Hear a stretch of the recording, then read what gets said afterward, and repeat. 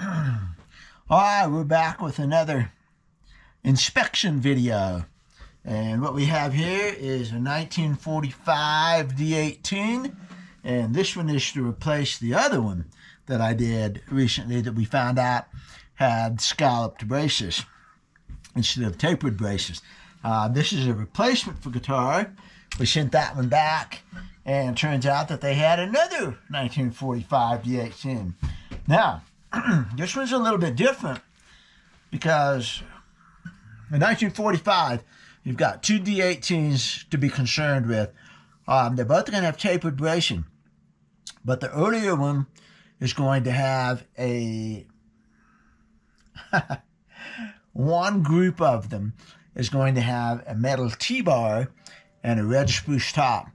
The other group is going to have a Sitka spruce top and an ebony truss rod.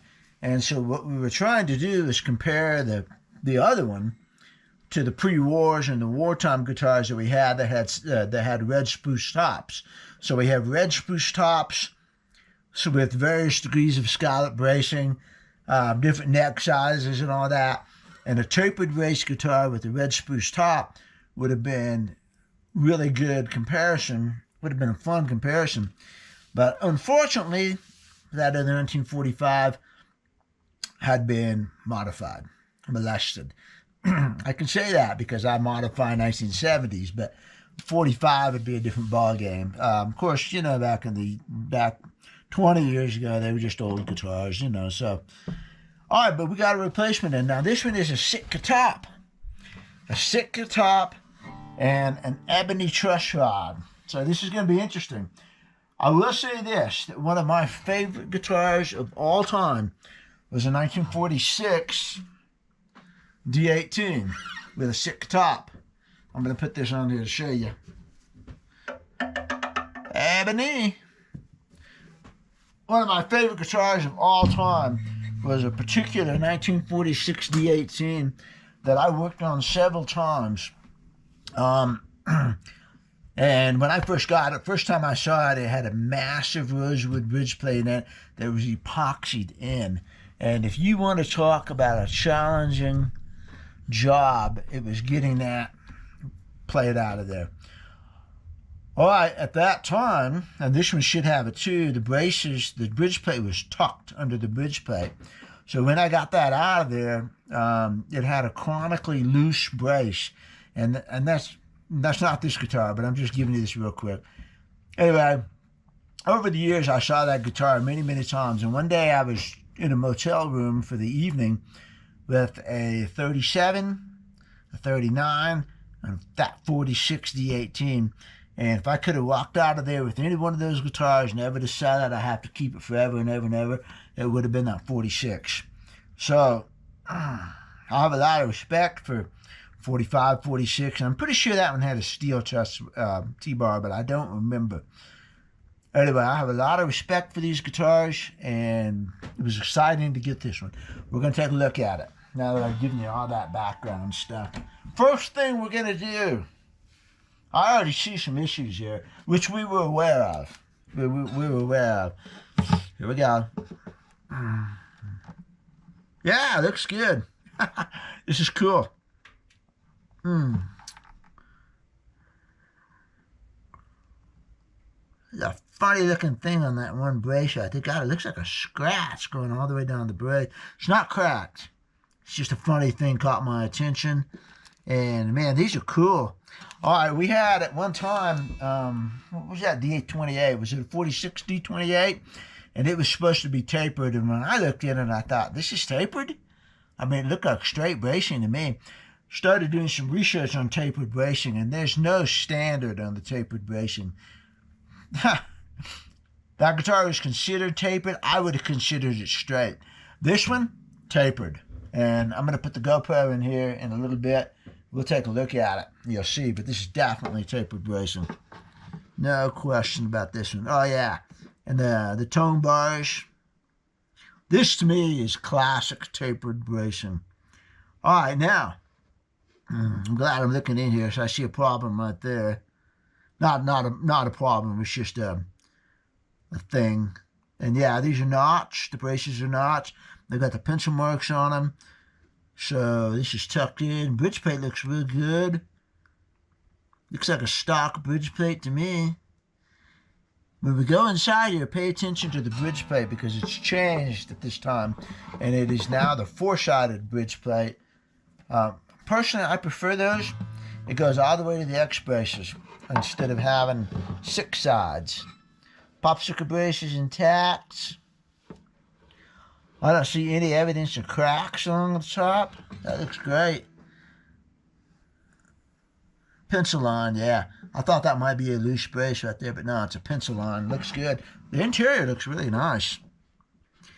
Looks really nice. We're going to go inside and take a look. All right, exterior. Sorry, man, it's cold today. Here's our tuners.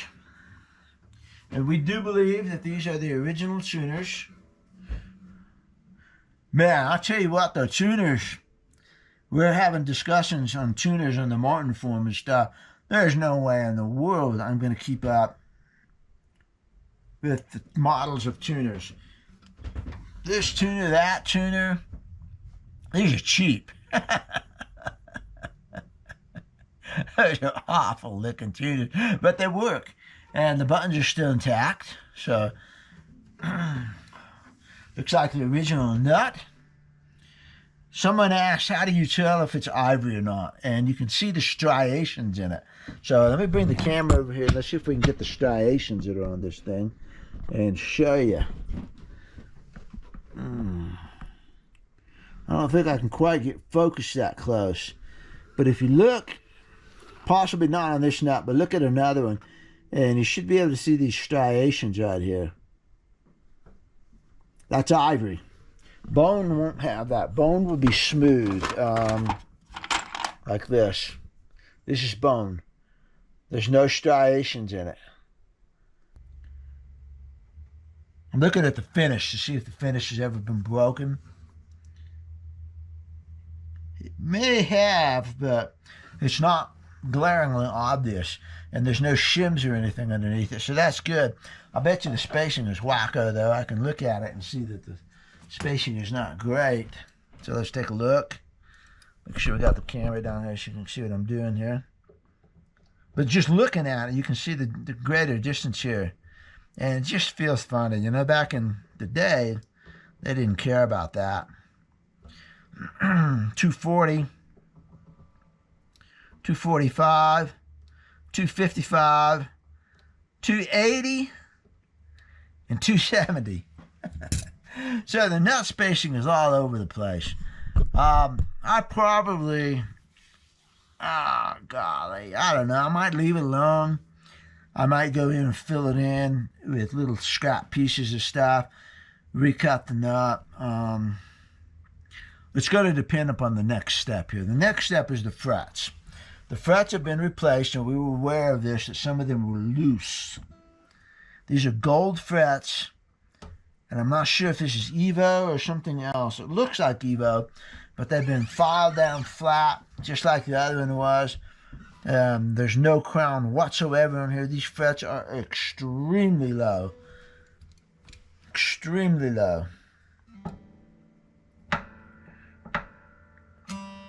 25 thousandths of an inch. That's terrible, man. 25 thousandths of an inch.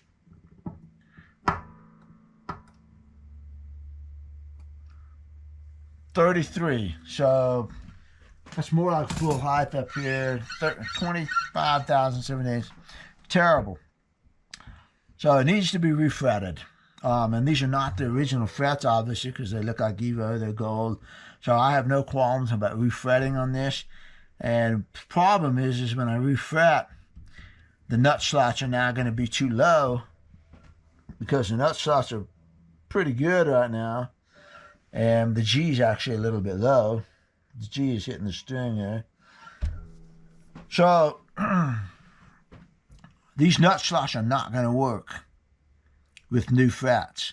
So we are forced into a situation here that we need to take care of this. I like the original nut.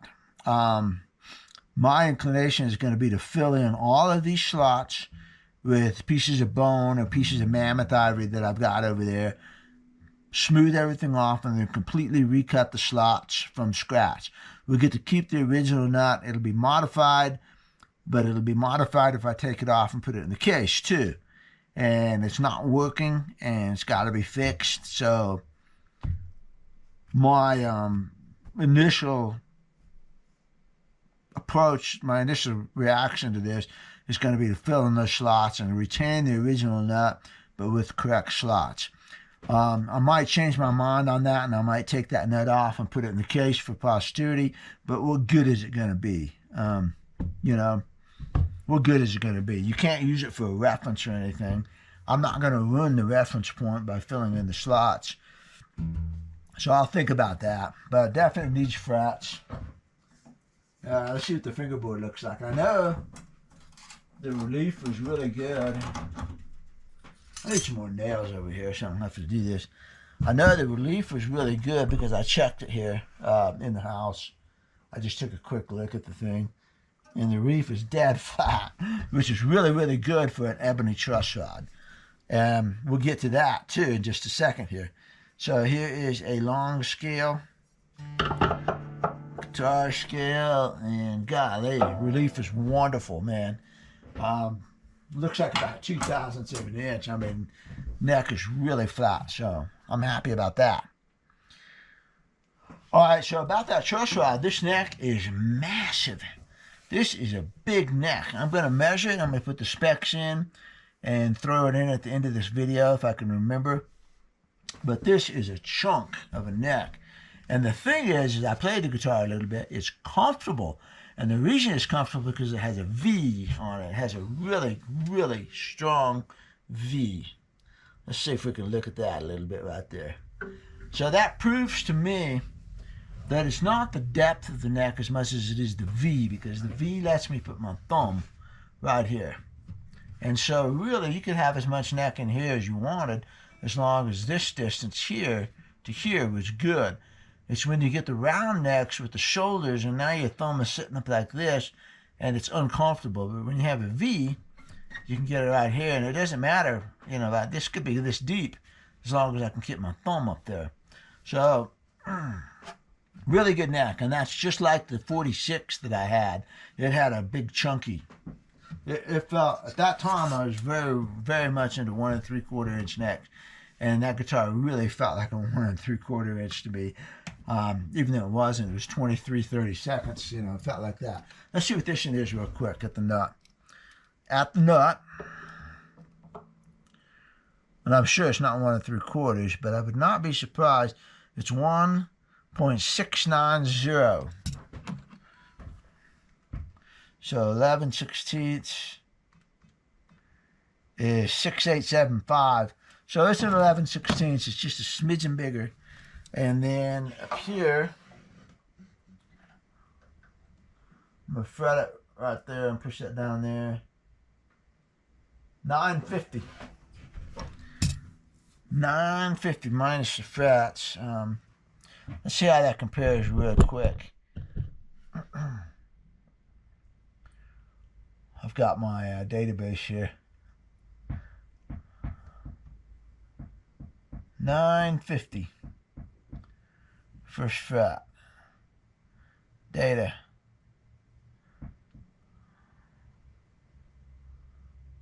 Well, it's not the fattest neck. I'm going to read off some first fret numbers like this. So this one is 950. I'm going to read off some other numbers for you just so you can see where this thing lays, and it's going to be the second fattest one. 877, 907, 898, 911, 915, 896, 859, 913, 910, 908, 910, 899, 850, 930. I don't get a fatter neck until I get up to this 960 up here. 961, which was a 2007 D18 GE. That must have been my personal GE because I had an 07. And I'm a little bit surprised at that. I wonder if I made a mistake on that measurement, because that is by far the fattest neck in this chart. Let's find the D45. The D45S, because I thought that was a massive neck. That was the biggest neck I've measured. Where are you? D45. D45 36A. Number 14 there. It was 920 at the first fret. 920 at the first fret, and this is 950. I'll put this on a chart. We'll see where it stacks with these, but it is a big, chunky neck. All right, back to the guitar. I'm just giving you information there. That's the whole purpose of doing this evaluation video, so you can see, you get information, and maybe I haven't ever said before. So let's look at the bridge system over here. Look at the bridge, and that is a replacement bridge, which you can tell immediately because it's just so nice and clean and shiny and polished and everything. It's a good looking bridge though. You know, I can tell it's a replacement, but it's an appropriate replacement. I wonder who did this, because they did a great job of getting the getting this right here. Where the long saddle comes through is generally pretty shallow on a vintage bridge, and they did a super job of doing that. I got to find out who made this bridge, because the only criticism I have, and I'm not sure if this is true in 1945 or not, but in the earlier ones, the pre-wars, the back of the bridge curves off almost immediately after the pins, which we saw in the other video, whichever one it was, where I was talking about the bridge shapes and everything. And this one's a little bit flat back and everything, but everything else looks really nice on this. And that might be true in 1945. I don't know the intricate little details about the bridge shapes like this in 1945. All I say is it's a good looking bridge. They did a super job on the saddle slot. The saddle's a little bit low, but it's acceptable because the action is acceptable, and the action is going to be even more acceptable when I put fresh frets in there, because it's going to raise it 25. It's going to raise it almost 20 thousandths of an inch. So these frets are going to be 20 thousandths of an inch closer to the string, and that's going to make a pretty big difference there. The saddle is pretty low, 95 thousandths of an inch, which honestly is about where all of my personal, or where the shop authentics are. Yeah, they're all about 95 thousandths of an inch by the time I got done getting the action done where I wanted it. The only thing I don't like about this system right here, the bridge system, the bridge and saddle system, you can see the windings coming across the top right here. And you can see that winding coming across the top of the saddle. This is the issue that I had with the 1942 D18, and I put a bridge cap in there and explained my reasons for doing that, explained the cautions with putting a bridge cap in there. And this is the same issue because these old guitars have got really super thin bridge plates. This is not a very tall saddle. And so we have the winding laying up on top of the thing. The only thing I can say about this is whoever strung this guitar did a pretty good job at doing it, because they put the smooth part of the string on the saddle. So if you look at this string here, for example, you see where the winding is right here. And you see that hump. And if you turned it this way, so that the hump was on the saddle, it would catch and it would hold the string up off of the saddle, and you can get buzzes, and it's just not a good situation. But if you turn it carefully and pay attention to what you're doing and put it like this, so that the winding, the hump is up and the winding is smooth on the saddle, you've really eliminated the problem. You really have, because you've got a nice continuous surface of string rather than having a hump, you see. So they paid attention to it. I hope they paid attention to it, or they got lucky 3 times. So that looks good. Now, if you look at the B string here, you'll see that you can't see the winding. You can't see the winding on that. You can see the winding on this one. You can see all these windings, but you can't see the winding on the B string. And what I found out when I was looking in there with the mirror, is they don't have that seated really well. The winding is twisted off to the side, and it should be in the slot. So I'm going to show you how to fix that. Let me get a mirror and show you what I'm talking about, okay? All right, here we go. Take a look at the B string.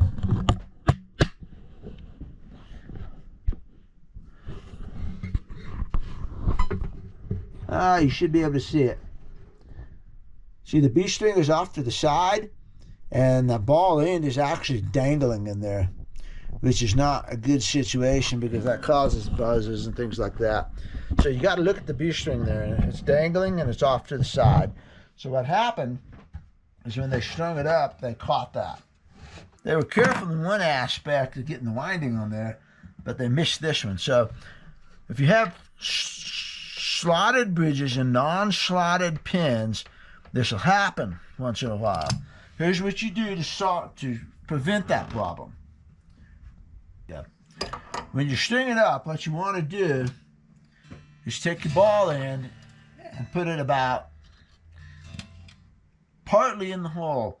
And then you want to take the pin and you want to push that ball end down there while you apply a little bit of upward pressure. And boom, it clicks in there and locks. And then you push the pin down. And then you pull up on it a little bit. Make sure it's seated. It's going to pull up when you put tension on it.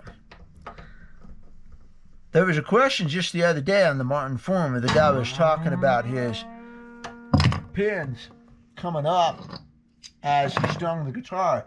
And if that happens, the string is caught and is pulling up because there's no way that pin can come up if the string is firm against the bridge plate.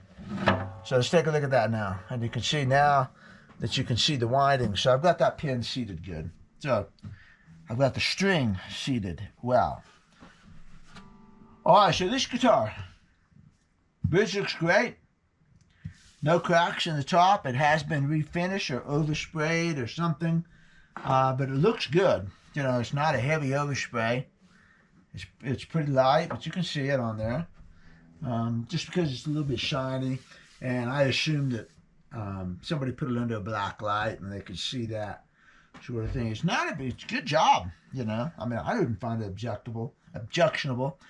I have seen, man, my throat is dry today. I have seen guitars that were oversprayed and had a thick polyester looking finish on it. And this is not one of those. This looks really good. And that mirror's got to come out of there. When I turn it over, it's going to make a clanking sound, and everybody's going to complain about that. Let's turn it over real quietly. Back looks really good. Again, might have been oversprayed. Looks a little bit shiny and new, but not a bad deal. Not a bad deal. God, that mirror makes so much noise. All right, let's get the strings off of this and take a look inside. And get the mirror out of there. I already put that mirror in there so you guys could see, you know. All right, here we go. We're going to go inside, take a look around.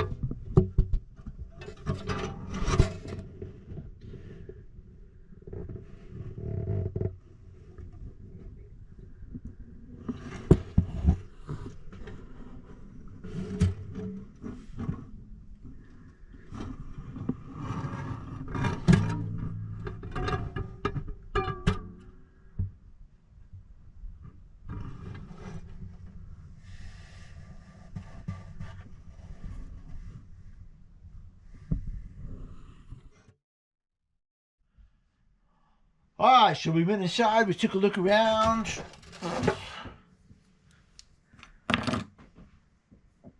Fret, snug, about it.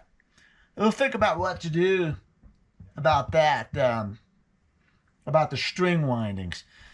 You tell me what you think you would do on a 1945 D18 with an original bridge plate, looks original. How would you get those string windings down? Would you put a spare ball end on the strings and pull them down, and then have to do that every single time that you change strings?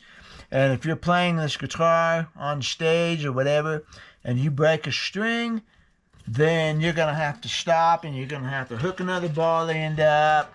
You're going to have to do all that. Would you put a plate mate in there, a brass plate mate that's removable, sticks on, no big deal? Would you build a plate mate out of wood and stick that on there with sticky tape? Would you build one out of wood and glue it on with a super weak hide glue, like I did on the 1942 D18? Do you think that would change the sound? Any of these options? Any of the options, including the ball end, will it change the sound? If it changes the sound, then are you going to live with the string winding sitting up on the saddle? You tell me. Little know-it-all internet people. I'm kidding you. You tell me, what would you do?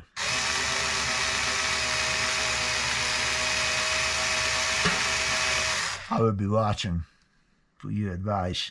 In the meantime, I'm going to string this up, and we're going to go inside and sit down in front of the microphone and play it a little bit, because it's a really good sounding guitar. I did play it. I'm going to measure the neck. I'm going to put that in a chart. We're going to look at the chart at the end of this video, so watch for that. But my evaluation of this guitar, pretty good. It's what we expected it to be. It is indeed tapered bracing, and it has a characteristic tapered brace tone to it.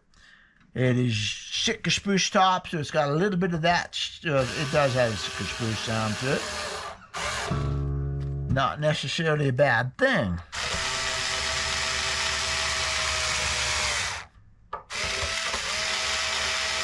I think I've lost my light. Video's gonna have to wait till in the morning. We'll get her done. Of course, you won't know. If I wouldn't have told you that I'm gonna do the playing video in the morning, would you know? No, of course you wouldn't know. But I'm telling you, because I think honesty is the best policy here. Transparency, anyways. Yeah, transparency. Because if you ask me, is this the best guitar you ever played? Yours might not be. So I have to come up with a nice, transparent, tactful way of telling you that. But this is a great guitar. It's going to be fun. I just think in the morning I'm going to be able to A-B it with some more instruments so you can see, you can hear some stuff. Okay? Nice guitar there. Nice guitar. See you there tomorrow.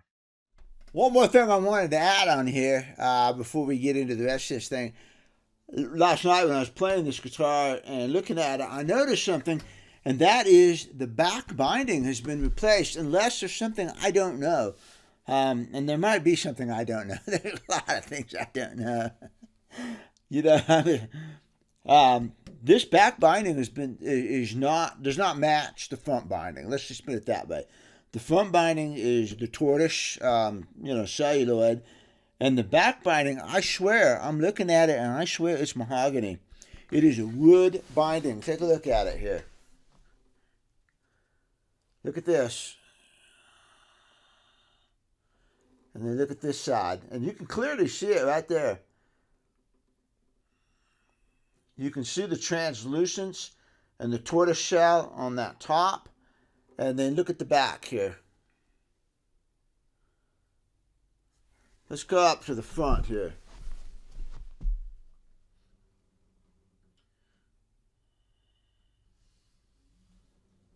And see that? I mean, they're clearly two different kinds of bindings. And what caught my eye was this black stripe right here. And I have never seen a black stripe go that far on the tortoise shell binding here. And I got to looking at that, and I thought, you know, that's wood. And the only reason I'm just cautious here is because it is a really good job. I mean, it is so smooth. You know, I mean, the back has probably been off of this guitar for some reason or another. I took the back off that 1946 D18 that I keep talking about because it had a chronically loose X brace that I just could not fix. So I had to take the back off and fix the bridge plate, and I put little support strips on the side of it. But I had to get the back off. And I bet you somebody took the back off of this for some reason or another and put wood binding back on, which I think personally is pretty smart. You know, if you can't get this tortoiseshell binding, and you can't anymore, you cannot get the correct matching tortoiseshell. I think that's a smarter move to put wood binding on here rather than some kind of plastic or celluloid that doesn't match. It's non-original already. Why not upgrade? And wood binding, believe me, is an upgrade. So I just thought I'd point that out, and that's a very curious thing. It's a job well done, really, you know. Well, I thought that was pretty neat, and that's superb execution. So we know this guitar has been refinished, you know, and like I said, it's a good refinish job. It's not thick. It's vibrating when I talk. It's not a thick refinish. It's got wear on it. You know, it looks good. I don't care that it's been refinished necessarily, as long as it's a good job. And this is a good job. Still shows the wear. Still, you know, it looks good. But they did this binding, which is cool. I mean, I'm just struck by it. So.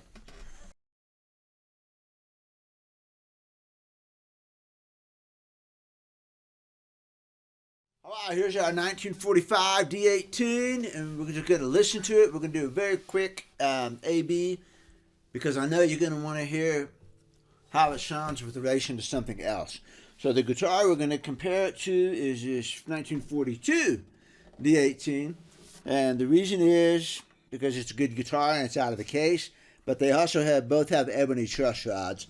So everything else about these two guitars is different. I don't want to get too involved in this thing, but this is a Sitka top with tapered bracing and a big neck. It's not a 1 3/4, but it's a chunky neck, as you saw from the chart over there that I just posted. The 42 is a skinny neck. You know, it's 11/16, 1 11/16, but it's skinny. It's also on that chart. It has fully scalloped braces and an Adirondack spruce top, a red spruce top, yeah. So these are really different guitars. 42 and 45, 3 years different. And it's just, you know, it's just a radically different change. Not saying better or worse, but the reason we're going to compare them is, again, that one's out of the case, and they both have ebony truss rods. And this one is light. I'll post the weights. Nah, maybe I won't post the weights. I'll try to remember what the weight was, but it's light. All right, we're going to start with the 42 because it's younger, and then we'll go to the 45. Just real quick ABs. There'll be more of both of these guitars coming up later on. So.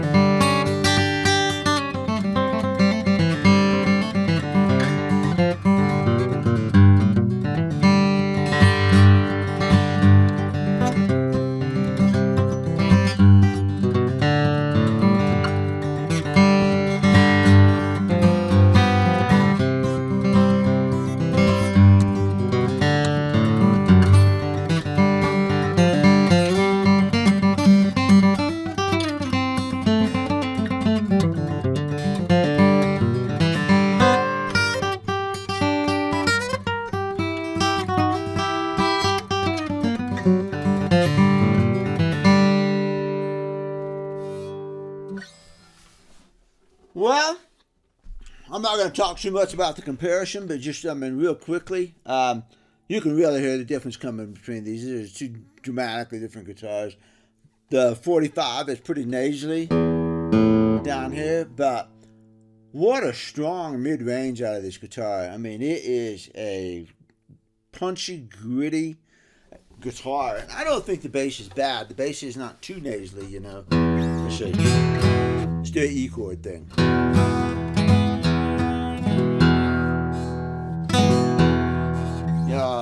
It's not. It's nasally. But it's got a good bass. That's fatter, you know. Boom. Now, I will say this. I've been playing these guitars, just 42. I like the 1940 a lot, but this 42 is my favorite of this whole bunch. This guitar is just, it's got something. This is my favorite one of the whole bunch, the 42. So for me to put the 42 against that 45 is, you know, this 45 has got some game though. It's fun. Like I always say, I would always play to the guitar and not to the sound that I necessarily want. And this is good. You know, when you do the whole chord, it doesn't sound too nasally to me. I definitely could use that bite and snap, you know. The neck is so comfortable on this guitar. Even though it's massive up here, it's like one of the fattest I've measured up here. It plays really good, and the reason is because it's got a V. It's got a really super nice V. And you can bet I'm going to be profiling this thing. This, I swear, it feels, the guitar that I talk about so many times is one of the top 3 that I have ever played. And a particular 1946 D18 that I worked on many, many times. I told you about that at the beginning of this thing. And it had this beefy, chunky neck, and that's the neck. It's on this guitar. It is a chunky neck up here, but it's super comfortable because of the V. I don't even feel the depth when I'm playing. I mean, I had no problem coming up the neck on this, even though it's fatter than the 1937 Authentic that I found completely unplayable because that one had a C shape on it, you know? This one's not that problem. Great neck. It's a weird thing, but it's a 1 11/16 and it feels like a 1 3/4 because of the heft of the thing. I will say this guitar hung on the wall all night long. It was in tune when I picked it up. So, you know, it's stable, steady. Great guitar. I got to fix the bridge pins. The bridge pins are sitting up really high.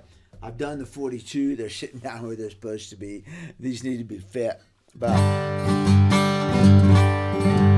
yeah, I would definitely could use that sound for something. Let's do a fiddle tune real quick.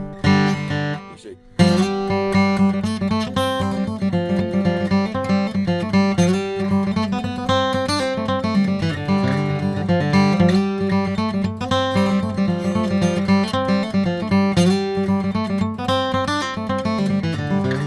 You see what I'm saying about that snap, you know? Your pull-offs snap. And so, yeah, I would definitely play to this guitar. That's good, man. Okay, let's see.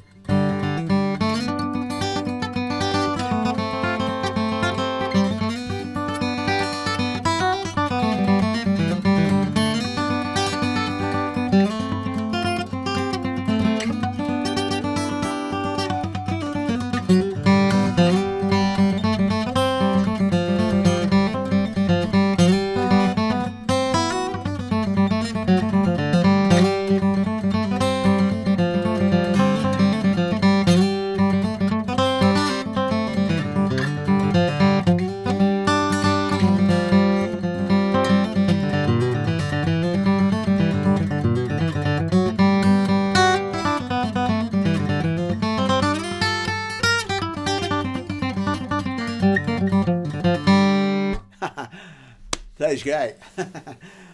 Okay, let's get this published.